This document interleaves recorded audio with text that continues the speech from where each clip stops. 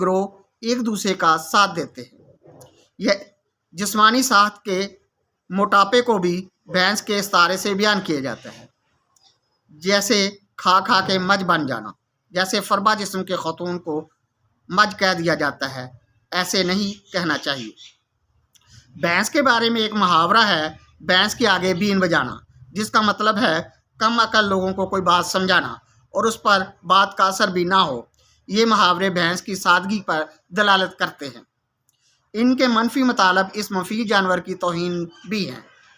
جس جانور نے انسان کے بچے اپنے دودھ سے پالے، انسان نے اسے ہی گھٹیا گردانا ہے۔